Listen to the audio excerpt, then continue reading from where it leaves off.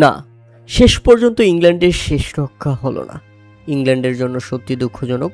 ম্যাচের 85 মিনিট পর্যন্ত তারাই এগিয়ে ছিল, কিন্তু ম্যাচের শেষ 7 মিনিটে আর্জেন্টিনা যেভাবে দুটি গোল করেছে, সমতায় ফিরিয়ে আবার জয়সূচক গোলটিও যখন করেছে, তখন যেন আর কিছুই বলার নেই।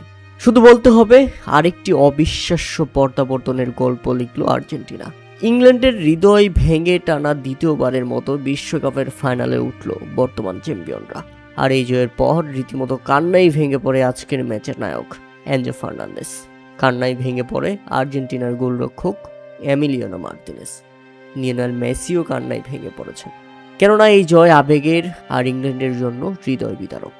ম্যাচ শেষে আমরা দেখেছি দর্শকদের সঙ্গে নেচে উঠেছেন লিওনেল মেসি নিজেও। তার নাচ দেখে ধারাভাষ্যকাররা শুধু বলছিলেন, এই নাচ ভেতর থেকে অটোমেটিক চলে আসছে আর্জেন্টাইন খেলোয়াড়দের।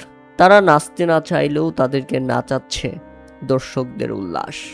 শেষ পর্যন্ত লিওনেল মেসিকে কাঁধে তুলে নেন এনজো ফার্নান্দেস, এবং কাঁধে তুলে নিয়ে ঢোলক বাজিয়ে বাজিয়ে আর্জেন্টাইন ফুটবলাররা ব্যাক টু ব্যাক ফাইনালে ওঠার উদযাপন বেশ ভালোভাবেই সেরে নিয়েছে। আর অপরদিকে ইংল্যান্ডের দিকে তাকানোই যাচ্ছিল না। তবে আপনাকে মানতেই হবে, এনজো ফার্নান্দেজ ম্যাচের 85তম মিনিটে সমতাসূচক যে গোলটি করেছিল সেটা প্রায় 20 গজ দূর থেকে শট নেওয়া হয়েছিল। রীতিমতো অবিশ্বাস্য এক স্মরণীয় গোল এনে দেন এনজো ফার্নান্দেজ। এরপর জয়সূচক গোলটি করেন লাউতারো মার্তিনেজ। দুটি গোলই সহায়তা করেছেন লিওনেল মেসি। লিওনেল মেসির দুর্দান্ত অ্যাসিস্টেই দুটি গোল এসেছে। তাদের রবিবার ফাইনালে স্পেনের মুখোমুখি হচ্ছে আর্জেন্টিনা। প্রিয় আইডল মেসির মুখোমুখি হচ্ছে লামিনে ইয়ামাল। যে শিশুটাকে গোসল করিয়েছিলেন লিওনেল মেসি নিজ হাতে, সেই শিশুটি আজ প্রতিপক্ষ হয়ে দাঁড়িয়েছে। এখন দেখার বিষয় আসলে ব্যাক টু ব্যাক আর্জেন্টিনা ইতিহাস গড়বে, নাকি স্পেন আরও একবার পুরো বিশ্বকে তাক লাগিয়ে দিবে।